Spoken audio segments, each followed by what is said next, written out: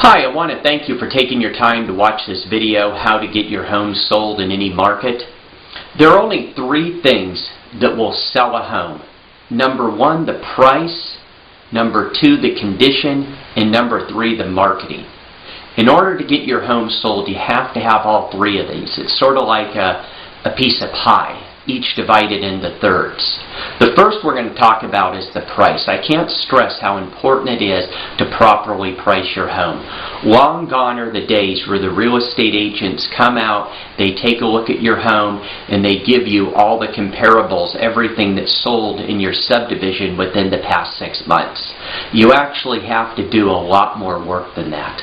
What you need to do is you need to take your home, or the subject home, and start off with about 10 or 15% square footage in each direction. So if you have a 2,000 square foot home, you're going to probably start off around maybe 1,800 to 2,200, 1,700 to 2,300 square feet in each direction. Pull up the active homes. The actives, they're the competition. They're the ones that the buyers are going to be looking at along with yours. Then pull the pendings. The pendings the buyers aren't going to see, nor the appraiser's going to use, but they're going to give you a good idea of what might be selling right now. If buyers are looking at just price, if they're looking at an overall of the home and how good it is, it will give you a good snapshot. And then the third is the sold. When you pull the sold, go back only 6 months. If you have to go back only 3 months, that's better. Of course, if you don't have very many to choose, you need at least 3 solds. If you're doing the solds and you find that you just have a plethora of them, then I would probably go back maybe 3 or 4 months if need be. And then start really picking them apart and analyzing, looking and seeing what happens. You're going to need to know, or especially your agent, if you hire one, is going to need to know the market inside and out.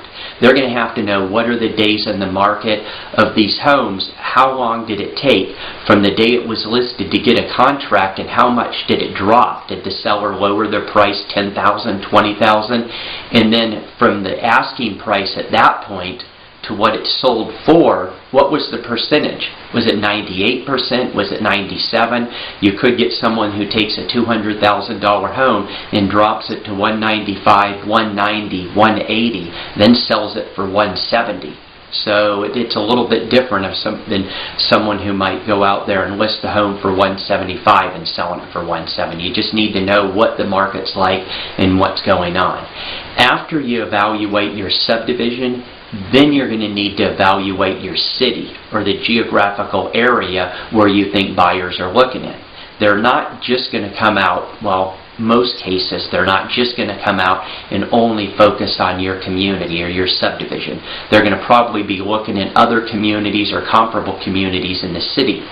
So you're going to want to do the same thing. What I would do is I would first start off on my subdivision. Now keep in mind, a home, when you're selling your home, it's not like a loaf of bread or a pair of shoes. It doesn't just have one value.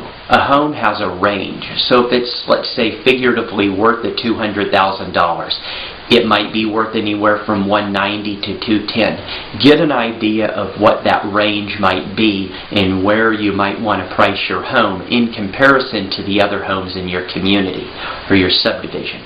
Once you do that, and let's say the price is $200,000, then go up and down 10%. So you'll go down to $180,000, up to $220,000, and pull everything in the city that meets that criteria. And comparable homes as far as year built, etc. Look at those, and then take your seller hat off and put your buyer hat on. Pretend you were a buyer. And look at all those homes and pick maybe 5 or 10 of them that you think are really, really good homes and a really good buy.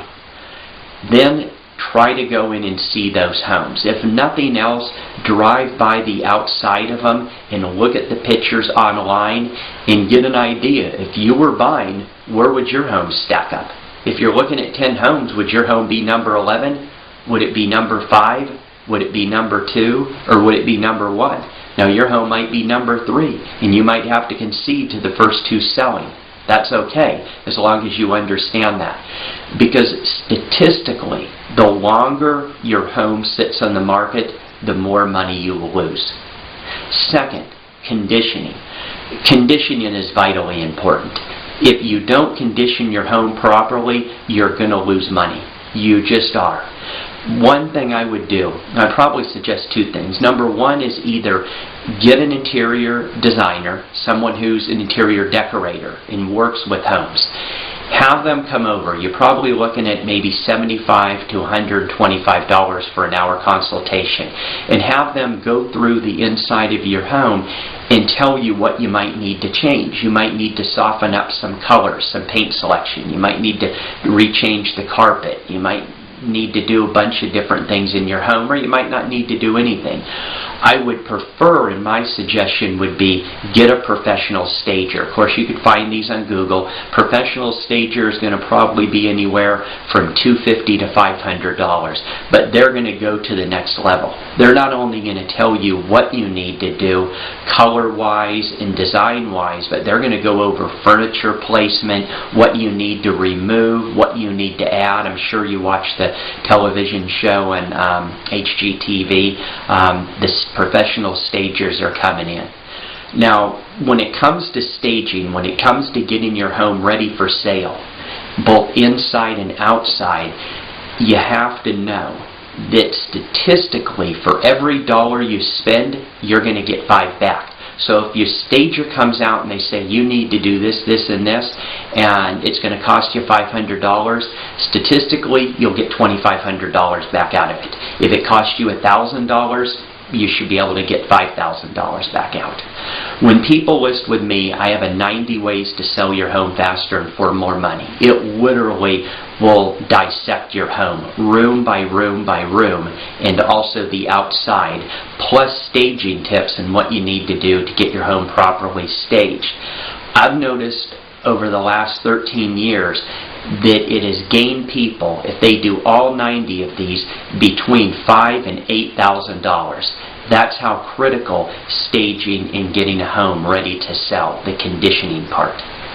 The third is the marketing. Of course, you could have a home that's great.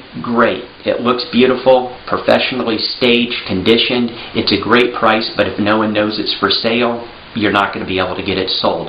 Or if you are, you're going to sell it basically at a very low price. If you're hiring a real estate agent, you need to make sure that they have a comprehensive internet marketing strategy. We're not in the 80s or 90s anymore where people are still driving around looking at open houses and going through the newspapers and green sheets. Right now, buyers know what they want. They want it in front of them on the computer, and they want their answers quickly. So you need to give them that. Whoever you're hiring, you need to absolutely make sure they have an internet marketing plan of action. What do they do to get your home sold? If all it took to sell homes was to put it on the MLS and put it on Realtor.com, you wouldn't have companies like Keller, Williams, Remax, and Prudential. And I'll give you a story that I have. A few years ago, I had a gentleman that he called me up, wanted me to list his home. I went over and listed his home.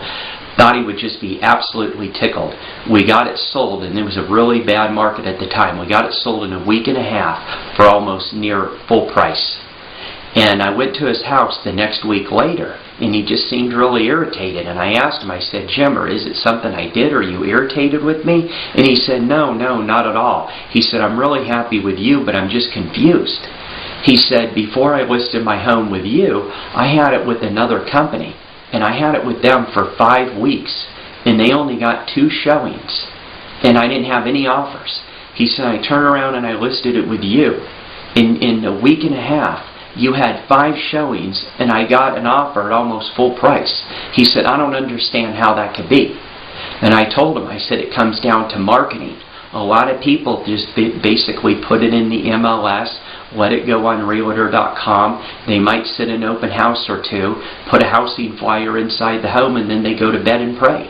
I said, I have a comprehensive internet marketing plan that doesn't just go to a few sites or a couple dozen. It goes to thousands of sites, plus multimedia and classified online advertising. So I said if it was just a matter of someone putting your home on the MLS and getting it sold, well, that isn't going to cut it. And that's why they only had 2 showings in 5 weeks. Because when it comes down to it, there's only 2 ways to sell a home. And you, the seller, are in charge of which one you want to use. You either sell based off of price or you sell based off of traffic. I hope this helps you. Whatever direction you're going to go, I wish you the best of luck. Thank you very much and have a wonderful day.